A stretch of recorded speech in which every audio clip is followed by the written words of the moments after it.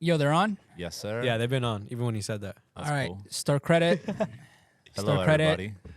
The DC files. We're Sup, back. sup, sup. We got Andy. You already know what time You it already is. know what time it is. Yeah, hola, hola, to my hola. right, we got... Never mind. I'm in the So hot seat today's today. special guest is one of our hosts, DC Hello. Nathan. Bueno. Oh, can Yeah, we hit the green one, top green one. Let's Yeah. go. Yes, sir. Hit it a couple times. All right. Let's go. Yeah, All now right, I'm cool. more We got excited DC now. in the building. Hello, All right, everybody. DC. How was your weekend? Yeah. My weekend was great. Went out with these two fellows on Friday night. Oh yeah, I Had a forgot. blast. And then the weekend, I just chilled. I worked on Sunday or Saturday. New Year's Eve. Little Jimmy on Sunday. And then, I slept in for New Year's. That was great, Wow. Start fresh on Sunday and had a solid day. What about y'all? I did nothing. Nice. I went to Cap. Justin Reed's dinner at Horses on Friday. That was Lucky. cool. And then from there, we went to Exchange with Andy. I was low-key full.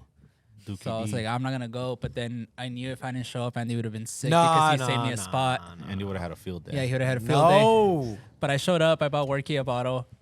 And then I left. I would have And not that had was a it. field day. That was my Grand weekend. opening, And then grand closing. slept it. Didn't do nothing for New Year's. And then I worked on Sunday. And then that's it. How about you, Andy? Same thing. My girlfriend's birthday was that day. We did that. New Year's Eve, I was kind of hungover. Kind of sucked. My bad. Yeah, I know I told y'all not to drink, but sometimes it happens. Yeah. So did that. I almost slept through the New Year, almost. But then I was like, Happy New Year with me and my girl. And then I just went to sleep right after, like 12:05. Sick. Yeah, and then now we're here. Went to the gym. Paid for it at the gym. I made sure I was like, I'm not feeling it. But I made sure I was like, nah, I'm still lifting heavy. I'm still running extra hard. I got to pay for it at the gym. So, yeah. Happy New Year. Sick. Happy New Year. But yeah, DC, we're going to press you about some issues. No, I'm just kidding. How'd you get into shoes? Keep it a buck. It kind of started with my cousins. So like one of my cousins used to take care of me, and my brother when my parents wanted to go out and live their life. And he was always into Jordans, and he would have like the East Bay magazines and that type of stuff laying around his room. So when I would chill at his crib, he'd always have the new Jordans. And then I would look at the magazines. I'd be like, damn, this is fire. And then 10 push-ups. yeah, I know. It's cool. Worth it. But yeah, I would say that's how my mom would hold me down and whenever she could, she would get me the new Jordans that would come out. So she always try to keep me and my brother fresh. But I would say the thing that really got me into shoes would be when I caught my first pair of SBs. Cause so I went to school in West LA for high school. I went to uni and Emerson for middle school, if y'all know. And our local skate shop, the mom and pop one was Hot Rod. So they used to have an SB account. They're still around. They just do Vans, and I think they're a barbershop now. And then there was also an Active not that far from there. So whatever, I remember I would save on my little allowance and whatnot. And it was the weekend of the Old Love, New Love pack coming out, which was the Jordan 1s, the black and yellow, and then the black toe. They were mids, but, people wanted them because nobody cared about mids at that time.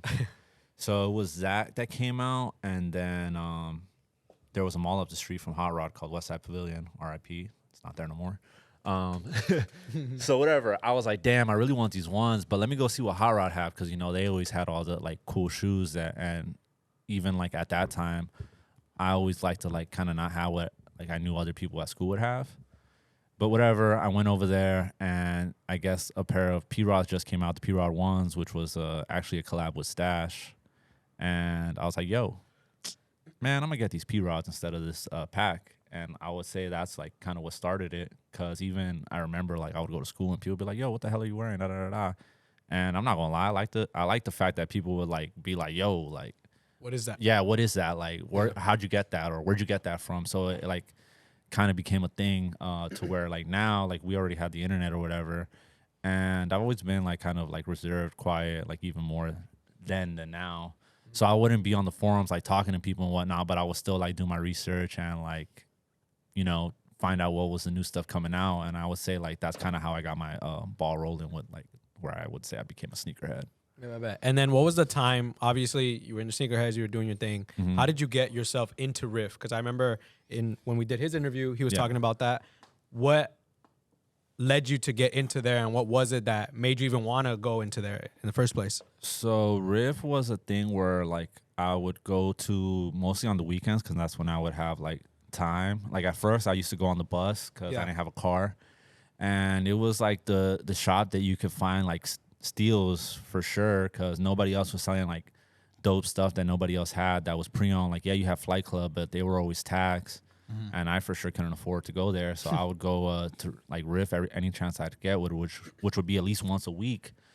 And I would like low-key try to find something every time. And at that time, I was already kind of like, oh, like if I get bored of something, I would try to sell it. I was on Craigslist a lot. Looking at shoes and even like selling shoes on there. Because at that time, that was like, I would say the main thing locally. Because I didn't like buying stuff online. Like I knew a lot of people would scam on eBay and all that type of stuff. So I always like to do local stuff. But yeah, I was a customer, and then one day, like I would come in so consistent, I would always talk to the guys, which were like Ed and Manny and Jeff. And then one day, I remember I came in and they asked me like, "Yo, like, what do you do on the weekends? Like, I see you come usually on the weekends. Like, oh, you want to like start working here, like to start on the weekends?" I was like, "Yeah, that's cool. Like, I'm down." And like inside, I was like super hyped because I really wanted to work there, but you know, like again, me being shy, I wasn't gonna be like, "Yo, y'all hiring? What's good?"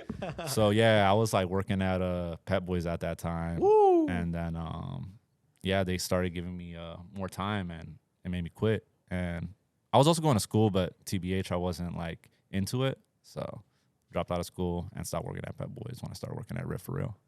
Damn. So wait.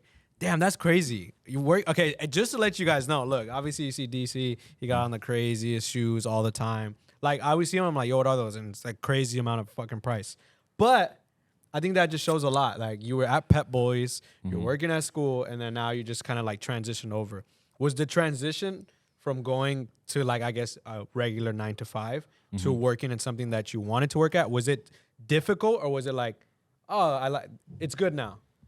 I was stoked, to be honest with you, because like, you know, Pep Boys like super corporate and all that, and I was there for like 2 years part-time while I was going to school. Yeah, I know it'd be boring as hell sometimes. Like I would just be chilling at the parts counter, and like, yeah, like I even at that time, I mean, I've always kind of been into cars, so I even tried automotive school because I was working there, and that flopped. And also, but yeah, but like when I started working at RIF, it just like I would look forward to going there. Like I would be like, yo, like this is fun, like this is cool. Like I was hyped every time I was going to the shop. Yeah. And then obviously, so you were there at RIF doing your thing. You met Briss. How was it meeting him? Was there any like, you got to be honest. Yeah. Was there any part of you where you were like, this dude's really cool, or did you feel like, yo, this dude's kind of weird? Like, what was it when you first met him? Nah, I see. That's the funny thing. Like, I don't even like think much of it because I feel like even during that time, like, because I already kind of knew Manny, and I knew that like Chris got hired because he knew Manny, and then like we kind of started working in the same week, and I feel like it was like a thing where like we both started there together in a way. So like it was never nothing like it kind of just flowed. Like I feel like it wasn't like no awkwardness, like from at least what I remember to start.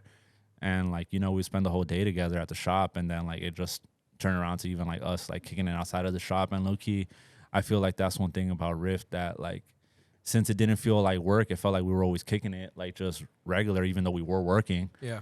To the point where even like, yeah, we would like mess around after work, like, oh, we'll go to the gym also, like we'll just do other stuff. Yeah, pause to that, but you know, like just like go get into something, you know what I'm saying? Or we go out on the weekends and all that stuff. So, but yeah, it just flowed. I feel like it wasn't nothing that was forced. Nice. And then obviously, in the last episode, he said that you guys went into being like basically managers. Yeah. How do you think that transition from literally like what, or 9 months after you were like, oh shit, now I'm kind of running the store? How was that for you as like barely coming into the space and you're like, oh shit, now I got to take on this bigger role?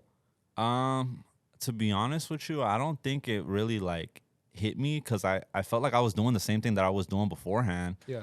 And it just like more so like all right, cool. Well, now like the work that I've been putting in is obviously being shown, and like people see like, oh damn, like he's actually doing something. But I don't think it ever hit me really like, damn, like I'm a manager now. I feel like I was just always doing the same thing, and it was cool, you know. Like I just really enjoyed being there, so I never thought of it like, yo, like this is work and I'm bossing up or anything. It was just kind of like, yo, I was having fun with it. Yeah. And then what was the moment where, because around that time, were you reselling or were you just simply just working there? Nah, like it would be kind of like a thing where I feel like even before I started working there, I would always be a trade guy, like where it's like I'd get rid of stuff. I mean, we all would, but I would like to like, all right, if I'm getting rid of something or if I'm getting something, I'm gonna get rid of something else. So I was already reselling in a way at that time, but I just didn't view it as reselling because I just more so reviewed it as like recycling because I would kind of just swap stuff out, you know? Okay. Was there ever a time that you weren't reselling at all? You were just recycling everything in and out. There wasn't like I made a big sale today, whatever. Well, While you at RIF? Nah, so it actually started while we were there, I would say the resale part, because there would be times where like, it's kind of like here where we have a budget and like RIF had a budget because RIF was the only store that was really buying for real at that time also. So there would be times where like, all right, well, the store can't buy and we had a little bread saved up. So we would buy and we would just consign it at the shop because we were like, yo, we work here. And also like there was like, besides Flight Club, there wasn't really like a gang of shops like there is now. So we would just sell there, and even to start, like we would get like a little bit better of a consignment rate. So I would say that's for sure, like besides doing it for them, what got us into like reselling for real, because we were just like, yo, if we're doing it for them, why can't we just start doing it for ourselves also, you know? Yeah, I think it was like we were more of like, all right, we just want to recycle to get new stuff because obviously we couldn't afford to have everything like at this time. And then we just started like, oh, we could make money on this like on the side too. Yeah. So it was just like, all right, bet. Like it was easy. It was just an easy transition. It's just like it's here. It's like it's easy work. Yeah. Because even like how Chris, I believe he mentioned it in his interview, where even when we started at RIF, like for the first 6 months, there was times where it was rough because like we were kind of like on a weird like internship deal, not to get too into it. So there would be times also where we like needed to get rid of stuff because like our paychecks weren't hitting the best. Yeah. But again, like it was like more so just like kind of like, I feel like I also learned a lot from that to start like learning how to manage money better and all that stuff, and like kind of like understand a bit like, you know, what I can and can't do, or like, you know, we're kids and like nobody teaches you like, all right, like this like, is how you like survive, or like this money is, management basically. Yeah, like even in school, like we don't get like a money management course like in high school or any of that stuff. So it's kind of like you learn as you go. And I feel like even with that, it kind of helped me learn more. So like I was still dumb, don't get me wrong. Like I would blow my check every chance I get, but I kind of like as time went, I was like, all right, like maybe I don't have to blow every check, or maybe I could save a little to the side and like start buying stuff that I could make a little bit extra bread off of, and like keep turning that around, you know? Yeah, I think we just kind of like spent our money well, I would say. And that's one thing like I feel like people kind of like, I don't want to say get it twisted, but they kind of like confuse sometimes. It's like I buy something and I know at least I'm going to get equal or at least most of my value back when I buy something. Yeah.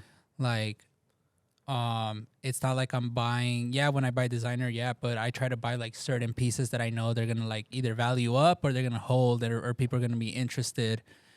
And I'll get most of my money, my wear. So it's almost like renting an item.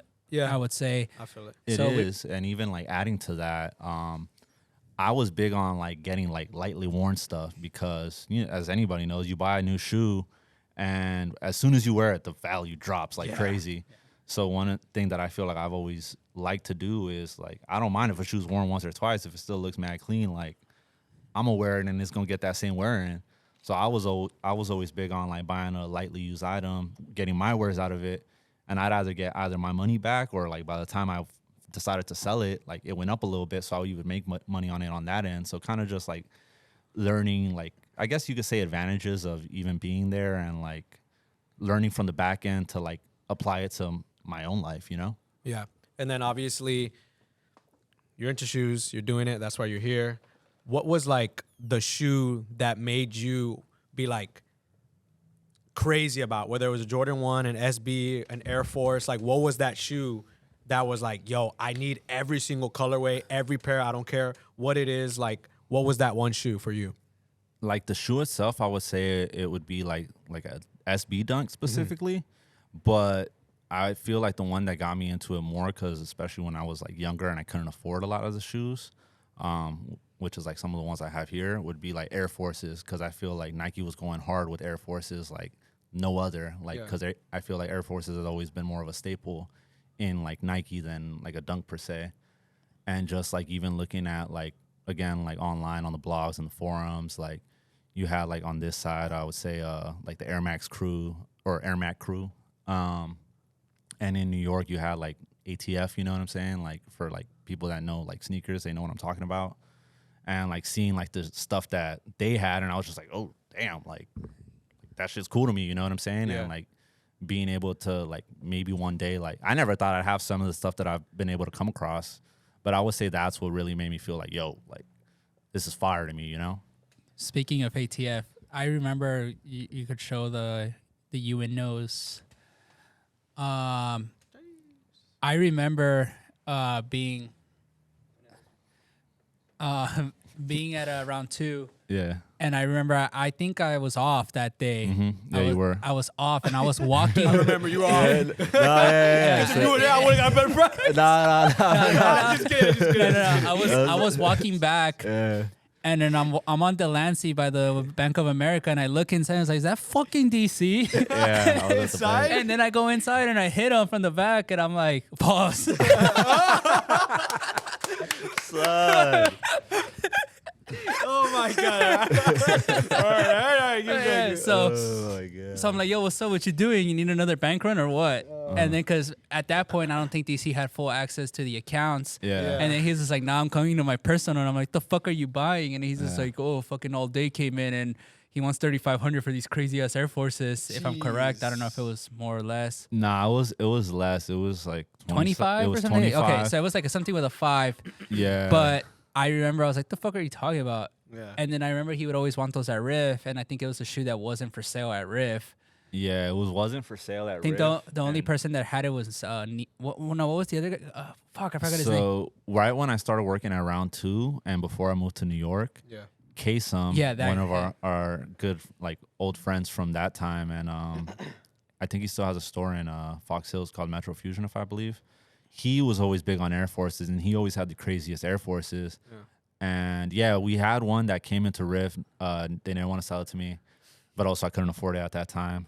And then even right before I moved to New York, he brought in a pair to Round 2. And same thing, I couldn't afford it at that time. And I was just like, yo, like, these are crazy. So whatever, fast forward to New York, All Day, pulled up. Shout out to All Day, he's GOAT. Yeah. He would always sell us a bunch of shoes, crazy shoes at that. But he knew I was into like stuff like this. So like, he'll pop in randomly with like just random stuff. And then one day he was like, yo, I got something I think you'd want. And I was like, all right, bro, like, Let me see. yeah, what you got? And then he pulled these out, and I'm like, fuck. And All day had like a thing like that where he knew you wanted something, so he was just like, I'm gonna go like get him for these Yeah. shoes. Like he had that way of like, because we talked to him, he's a good friend of ours. Yeah.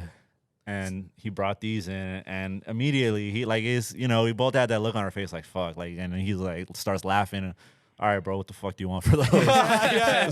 Like you were kind of like, fuck, I need them, but you're gonna take me to the paint. Yeah, so whatever, like, like I think he gave me a good price. Yeah. Like he showed me love on it, just because again, it's not something you see every day, and I honestly don't know the numbers, like how many pairs of them they made, but that's another reason why I still have them. I've worn them a couple times, and low-key I'm sick. I wore them with black denim once. I see that right now. Yeah, but it's like What do they go for right now? last I seen a DS pair was like $5K. Jeez. So In your size, or just in general? Just available, yeah, right? just available. Yeah. Yeah, because there's not that many pairs floating around, but it's just one of those pairs that again I never thought I would have. So the fact that I was able to cop it, and especially from somebody like that, I was like, yo, like, Yeah, the only means a person lot. that I see consistently post something that's like PG knows. Yeah, Yeah, he- that's he's it. Literally Paul. crazy with That's Air- all. What's Air what's the Force next shoe you got over there? I was there for that too. This one's actually a This funny is all New York. Yeah, that was New York. This one's actually a funny story. So if y'all know what this is Entourage Air Force One, made after the HBO show. that Favorite show? It's one of my favorite shows because if you guys watch the show, like it gives you like a glimpse of like a LA Hollywood lifestyle because that's not like real LA. It's just like the Hollywood scene, but it's cool the way they do it because it's just like a bunch of homies kicking it. They all like play their part in like their entourage, like what they do and like how they're a part of like their friend group or whatever. But yeah, the show's dope. And even I remember the episode with this one. So basically, one of the main characters was beasting for these, and it's actually a collab with Undefeated. So in the show, he went to Undefeated, couldn't get the shoe, so his homie, who was an actor, Vince, pulled some strings. The dude that made it in the show, per se, he linked up with him, and he surprised him with a special pair that was like a 101, which was gold. But personally, I think these are better. They did have like some of the sample pairs that people have, like some of the like crazy shoe collectors. Yeah. But yeah, this one was kind of nuts because it was on a Saturday. Somebody came in, and you know we'd have lines around 2 sometimes when we open, like depending on what we post the night before. And Saturdays Chris didn't work, so I would open up shop. And I remember I would walk by, and there was like this crazy ass. If y'all know what it is, it's an SS truck. It's like a Chevy, but it's an absurd looking car. And this one was like looked like it was fresh out the wash with flames all over it. They came to the buying counter like, "Yo, like, we got some shoes we want to sell." And I was like, "All right, what y'all got?" And they're like, "Oh, so we actually buy storage units." And we came across like an old like athlete's storage unit, and they have a bunch of crazy shoes. And they're like, "All right, well, like bring them in, I'll check them out, whatever." So it was literally a bunch of crazy ass Air Forces, and they came in clear boxes. So like I could see immediately when they was walking in what they was bringing, and I was just like, Fuck. nah. And then like I started looking through them, and at the time, like again, like going back to like we talked about this in one of the other episodes, like I know what would sell in the store and what wouldn't, like, and I know what people like, thankfully, and what they don't like. But just because I like it don't mean that they're going to like it, vice versa, whatever. So it was a bunch of crazy stuff that they did their research on it, so they knew what it was. So they didn't want like They weren't taking the low. Nah. They knew like, yo, I could get good money for these because this isn't stuff you see every day. Yeah. So I like cut straight to the chase. I was just like, yo, like this ain't stuff the store would take, but like you got one pair that I would want to buy personally. So whatever. We ended up coming to a deal, obviously, because even like what Chris said in that episode too, like if it was something you knew you wanted and you were at the buying counter, you're not letting that leave. Yeah. So How like, much did you pay? I ended up paying $3 for these. K. And it was $3K, and it was one of the most like I've paid for a pair like cash because like, you know I'm like big on trades, but again it's something that I never thought I would see, and I think now the shoe's worth like $10K. Jeez. And you're probably never gonna see it for sale. Yeah. And if it is tax It's tax or auction. Yeah, like even Sotheby's had an auction last year for them, and they sold that one for dummy high. So Dummy high. it's like it's a nostalgic thing. Even I don't think I've only worn it like once or twice. Like Yeah. I've barely worn this one, but it's a nostalgic thing, and it's kind of just like I don't ever see myself getting rid of it just because again I never thought I would have this one. Yeah. So, Damn, but- it seems like a lot of the stuff you got was in New York. That's where the real plug was at. Well, low key, it was also because like I feel like at that time, like again after years of like trial and error or even learning, like I was a little bit smarter with my money. I had a little bit extra money to spend, and like I wasn't stupid, so I would save more money at that time. So I had a little bit more like I had a little bit more capital to play with. So that's how I was able to get these.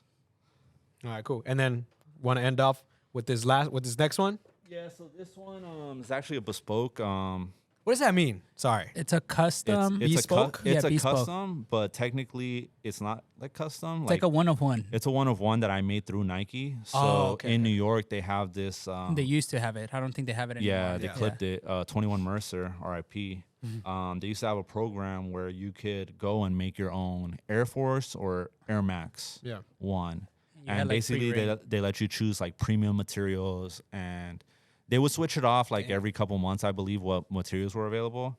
And same thing, like it was one of those things where like back in my blog days, I would see like people like from ATF crew, like people like all day fucking making a bunch of crazy ass ones that you could make there. Because literally, depending on how cool you are with them, they let you get pretty like creative with them and do like a lot of interesting things. So it was like kind of always something I wanted to do, and I was able to get in contact with the people over there. And me and Chris made one too. We were able to make one, so I wanted to just make something that I thought I could wear every day. Yeah. And that wasn't like too loud or crazy, because you could literally almost do anything you want with them. Yeah. And yeah, so like my favorite color is purple, and I just picked like a calm like colorway. So I wear these here and there. Also, like for it being a bespoke, it's $1,000, but like I feel that's like, how much retail was. Yeah, retail was to $1,000. make it's $1,000. So it's like it's kind of like an exclusive thing, because also like I'm pretty sure anybody can make it, but you got to know like who to ask to make it. And the fact that you can't do this anymore, I feel like it kind of makes it even special. Like even on the tag on the inside, it's a sample tag, but it has my name on it. Fire. So like I don't know, it's just like I would say it means a lot. It's like a sentimental thing too, you know. Yeah. But yeah, I've worn them a good amount of times, and even I think because it's a good, like actually a well-made shoe. Yeah. It looks like it. It looks great still. Like, has anyone ever like come up to you and be like, "Yo, what the fuck are those? Where'd you get those?" not really. Or does it like kind of get overlooked. I feel like it gets overlooked, which I'm cool with, you know, because at the end of the day, like I'm happy with it. So it's not like I feel like even now, like yeah, I used to wear certain things for.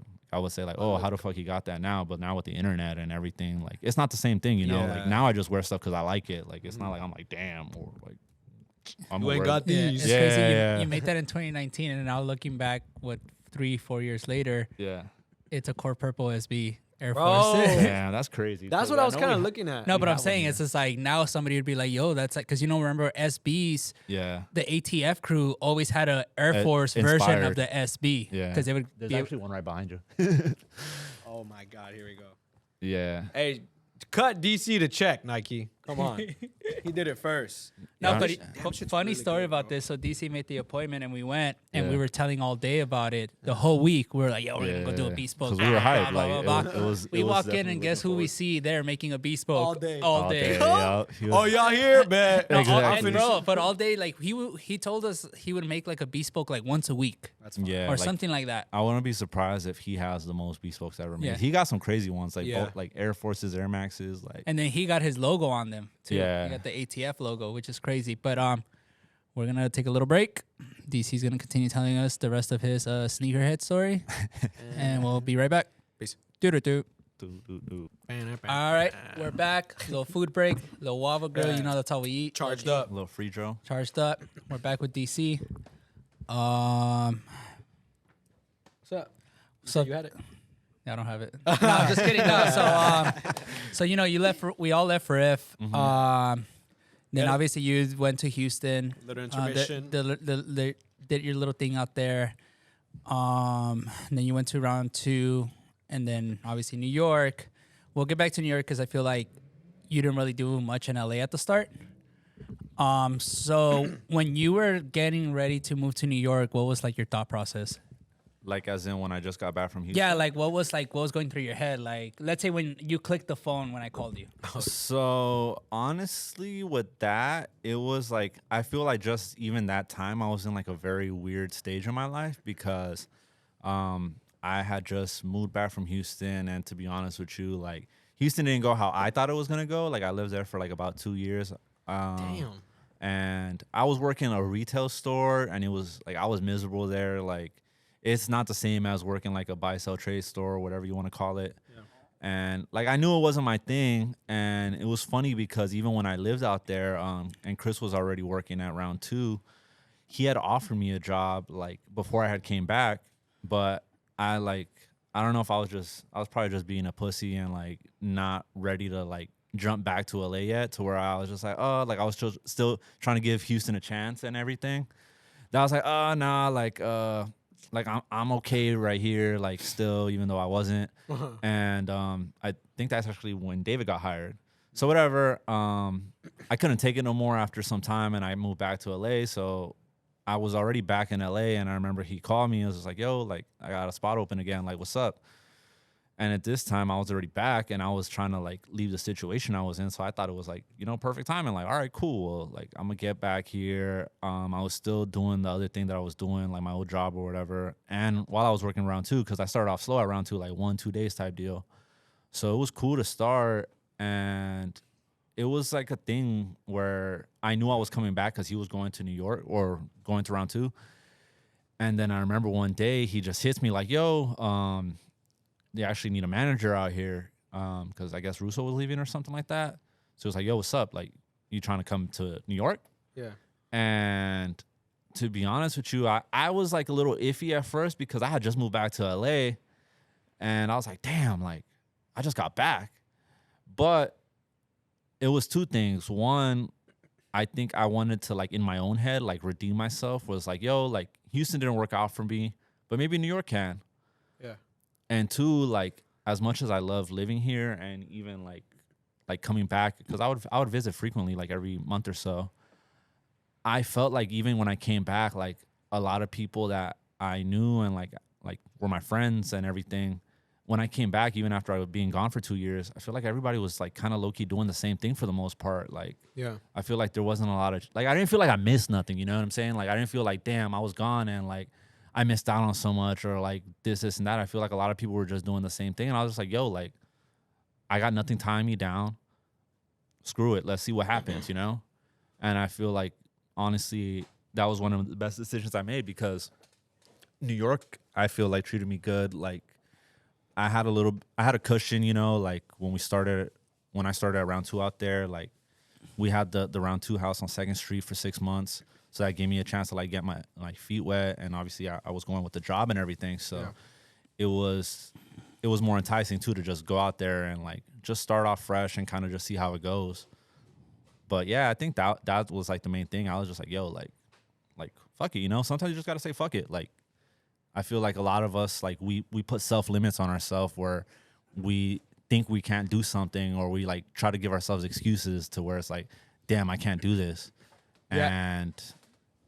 But, like, that's just all in our head. Like, sometimes you really just got to say fuck it and do it, because some of the best decisions I've made in my life have been when I just say fuck it. And just do it. And just keep it pushing. So yeah. And I feel like that's something that I've literally, from hearing all these stories through, like, you and Manny, and obviously, like, with Briss as well, it was always like you were just young and you were just like, fuck it, I'm gonna take this step. Like, I'm gonna leave Pep Boys, I'm gonna leave school, I'm gonna go to fuck with RIF. Yeah. Then I'm gonna go to Texas. Then I'm gonna go back to LA. Then I'm gonna go to New York. And then obviously New York didn't work out because it did, but then the pandemic. Oh yeah, so that was funny too, because like, even in New York, like, I was chilling out there. Like, I enjoyed my time out there, and I feel like I did a lot while I was out there. I got to, like, do everything that I wanted to do and then some. And I didn't leave with no regrets. But the funny thing was, because of the pandemic, I was about to sign another lease for another year. Yeah. Right before the pandemic was announced. And for some reason, like, it didn't go through. And so I was like, yo, fuck it, I'm gonna just move back to LA. Like, my family's here. Who the hell knows what's gonna happen with the world?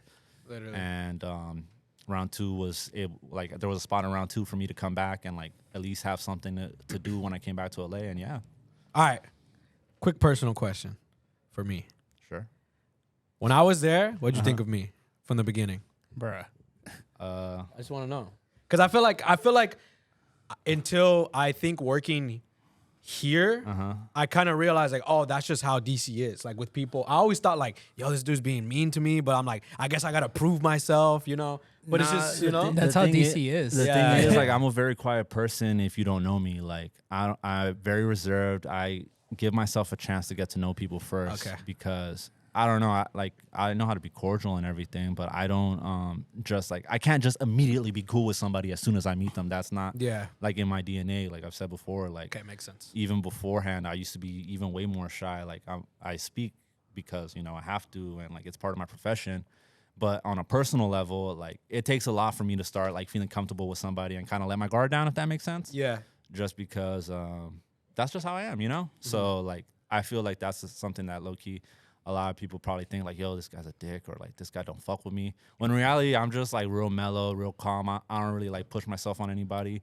But after a while, like, if I'm around you and I think you're cool, like, or, like, you know, we spend more time around each other, then I open up a bit more, you know? I just have, like, I guess a really big guard, but it's definitely nothing personal against nobody. Yeah, so I remember when I would walk around Soho on my days off, when he first got there, like, yo, what's up with that Puerto Rican cat? What do you like? How? Like, what do you mean?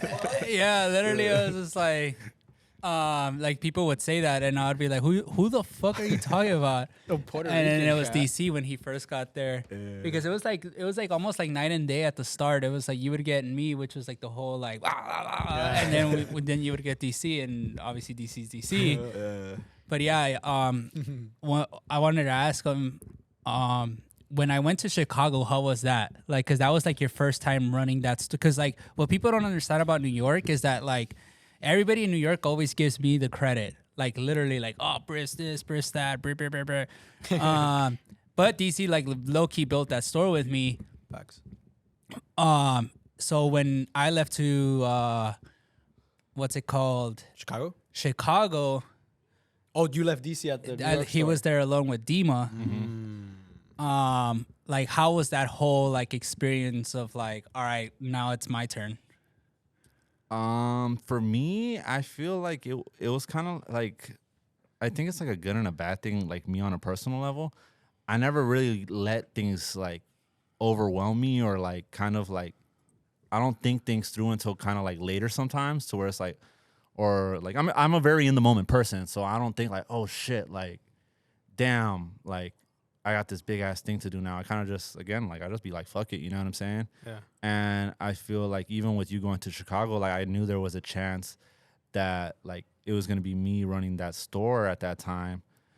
But to me, it was kind of like I wouldn't say I was scared or anything. I feel like it was just me taking on more responsibility that I thought I was gonna have to take on, which I was cool with, because even it was a funny thing, like a lot of people didn't know. So like, again, talking about like having a budget and all that stuff, like even on days when we work at round two, like it was funny because we would have like, all right, we start with X amount of money, and like me and Chris, obviously we work together a lot, and like days he would open, I would do the second half. Like we would take turns on the buying counter.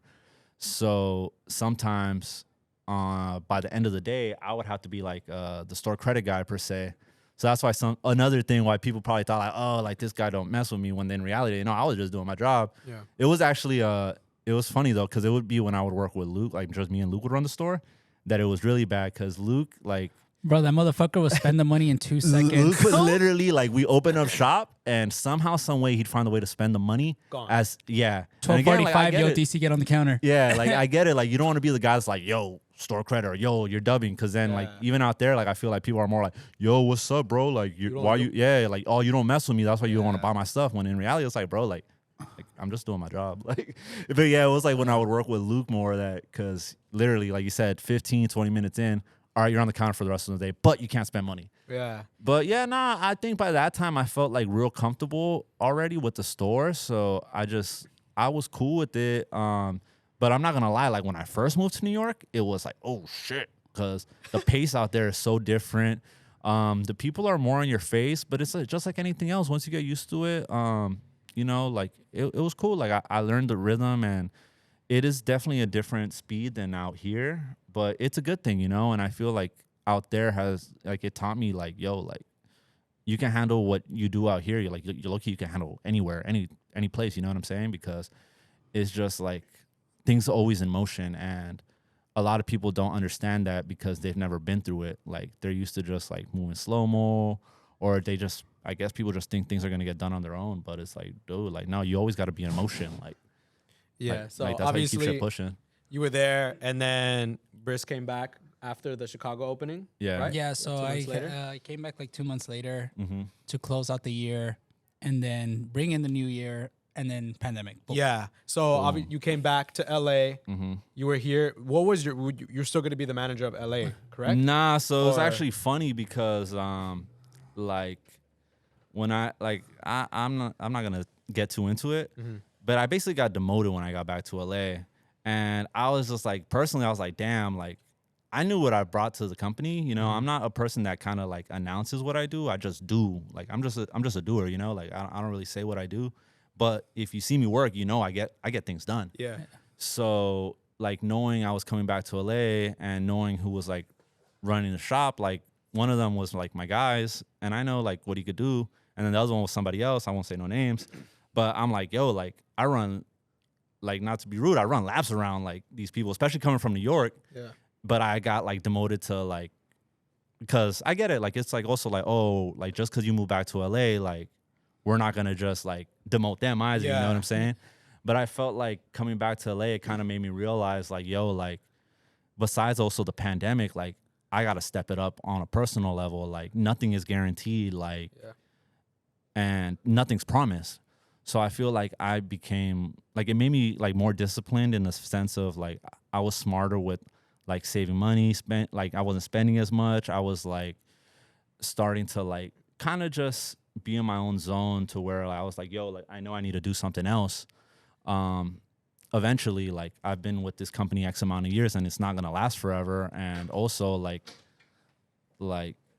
I don't want to have to depend on nobody, because with the pandemic, I feel like it was one of those things where I either made you step your shit up or it just made you like just be like, all right, whatever. And I feel like it really helped me step my shit up and kind of be like, yo, like again, like nothing's guaranteed. Like I gotta make sure that if worse comes to worse, or if I'm not here no more, I got something to fall back on, or I can start doing something else. Yeah. So obviously, I feel like that there was like that was your would you say like that was kind of like your transition to being like, all right, you know what, like I think it's time to do my own thing, obviously, which is this now, and everyone linking up.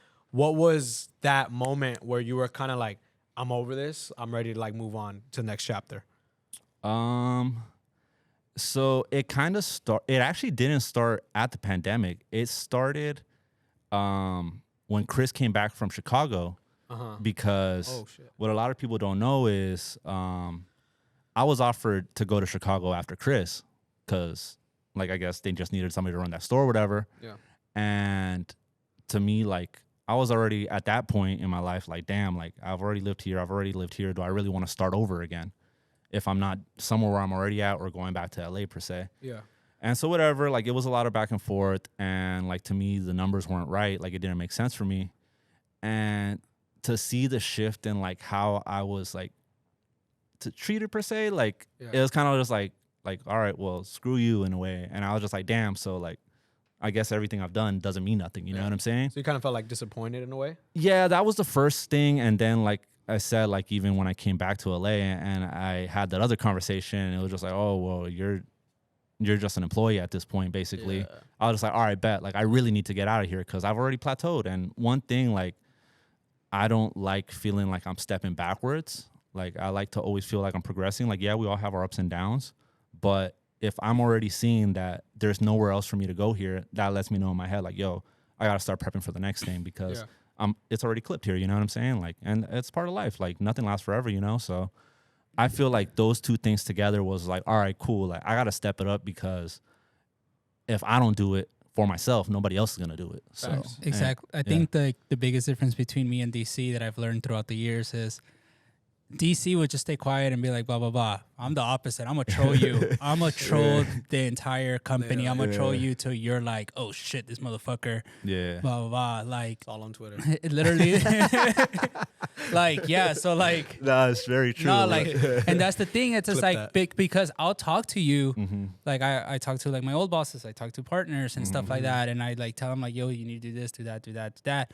And then get on your phone and kind of just look at me like if I just said nothing, or like you hit me with like, oh, I think I actually just do good in here. And I'm just like, bro, we work in two different stores. Or like, I don't think, like the ultimatum was just like, not getting too into detail in Chicago was you either do Chicago or you're fucking fired. Yeah. So it's just like, that was the ultimatum. And I was just like, bro, I just built New York for you. Like to me, I was just like, obviously it was like harder. It was, that story was just way worse, but like obviously that's the easiest way I could say it. Yeah. But yeah, so like after I talked to them and talked to like my bosses, blah blah blah. If you don't see the point that I'm trying to put, because obviously my best interest was Round 2 and now Syndicate, I'm gonna just have fun with it. You know, I'm gonna just troll you. Like I'm gonna make you be like, damn, this motherfucker hates me. But in reality, I don't hate you. I'm just over here trying to fucking egg you on because I've talked to you already, and it just didn't get through like your head, you know. So maybe this will. Maybe this will, or it's just like, or at this point, I'm just fucking rude, you know. But that I would do that to Round 2. Like I would do that to. I'd fucking be like, I'm working this, I'm doing this, I'm doing this. Even yesterday, I was in here and I was just like, I'm here, blah blah blah, like blah. Like that's just the way I am. But it's just like, it's like, but I feel like also you being that way and being me being the way I am is also kind of like a reason why we work so well together, because like we each bring our attributes to the table, and like I think we're able to work well off each other because of that, because you do what you do and I do what I do, and it works. Well, and that, and then also like when you went to New York, you experienced something else that people like that just like they stay in the same place. Like, it's just like it's like the fucking what is that fucking animal that does the thing in the circle? The hamster. Oh yeah. It's just like you're doing that your whole life, you know. Like you got to break out of that and go do something else. Like no, that's why I said like even earlier when I came back from Houston and I spent like those couple months in LA before I moved to New York. I saw it too, and I was like, yo, bro, like a lot of these people that I know are either still doing the same thing. Yeah, like it just felt like I didn't miss nothing. Yeah, and it was easier for me to just be like, all right, screw it. What's next? Yeah, like what's next? Like Kobe's here, but then Angel, same thing. Angel, I was talking to him to come here from New York, and he was very like, I don't know, my friend's this, my friend's that. So he came here, and how long was he here? Like 6-7 months before he went back to New York. He went back to New York, and he told me, bro, you were right. The people are going to the same bar. The people are doing the same thing.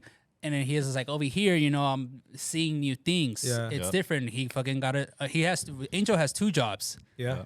You know, like, and stuff like that, like, in his head, he's just like, oh, I could do this. I could do that.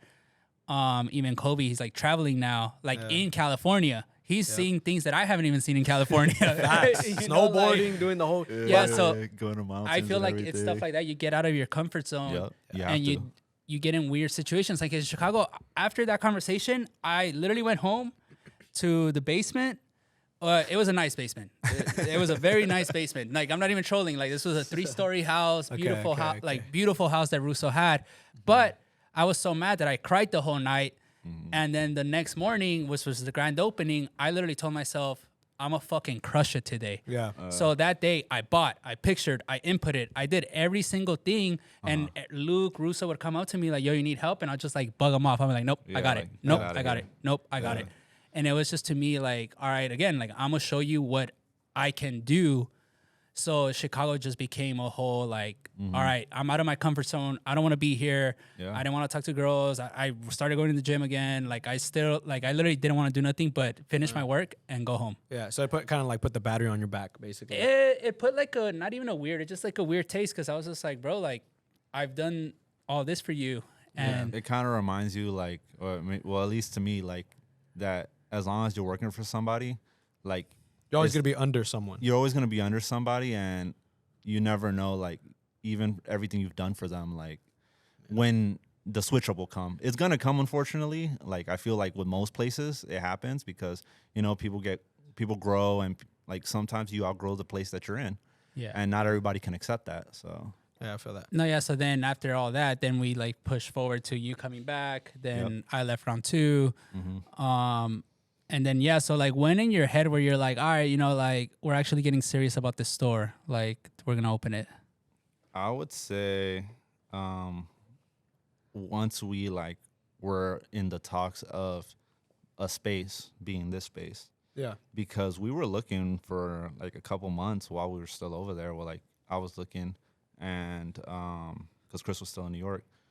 And, like, I feel like even during that time, it's like, oh, something's not good enough, or oh, it's this. Like you'd find, like, or at least I would find like little excuses, like, oh, why something might not work. But I would say once we saw this one, and it's kind of like, yo, this looks like it has like the most potential out of everything we've seen, and it was just like, all right. And once like the paperwork started coming in and all that, that's when I was just like, oh shit, this is real. Yeah. Because even with like the first thing we did was the LLC thing.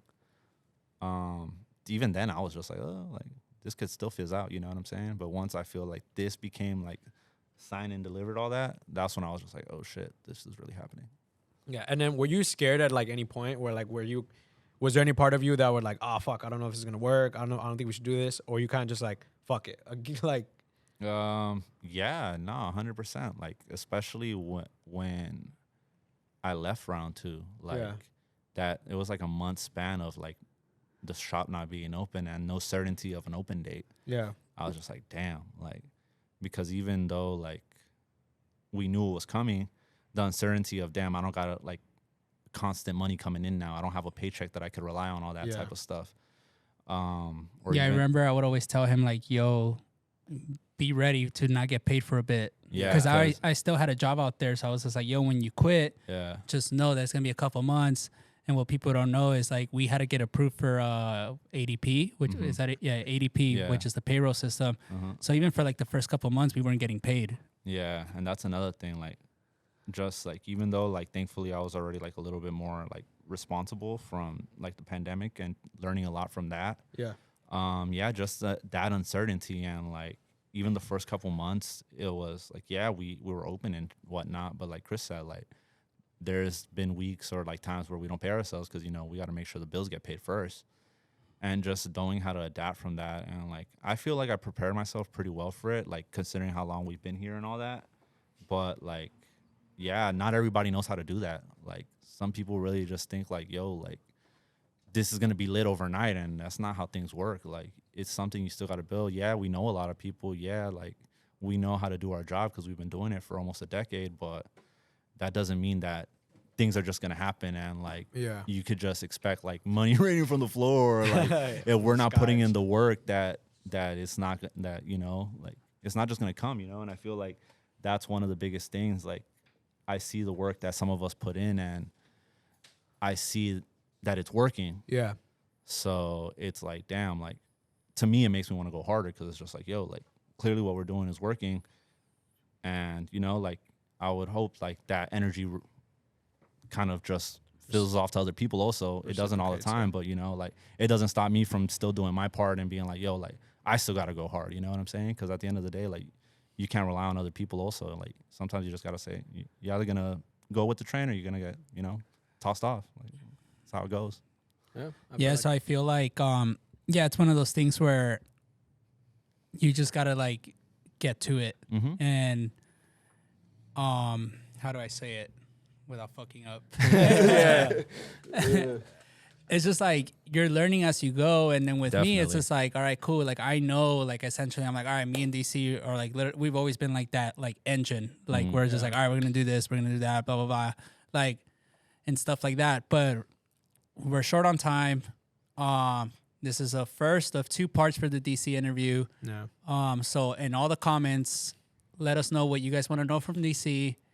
What you guys, any questions, literally any questions you guys have, let us know. And then we're going to get back to it next week. Hit us in the DMs. And then we'll get back to you guys. Yes, sir.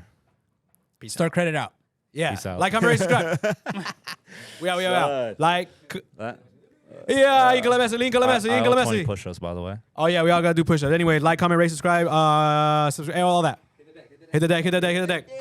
If you're not hitting the deck right now, that's crazy. In the comments, how many push-ups did you do?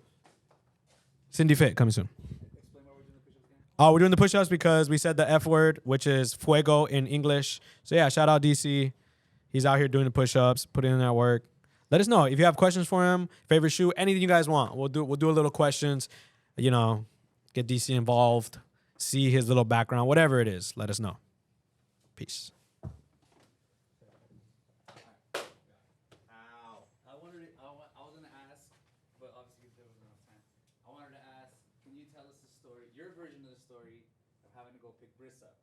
Oh, shit. Your version, because I know we heard Chris's version. Chris's version? Chris's version of that. Chris told us.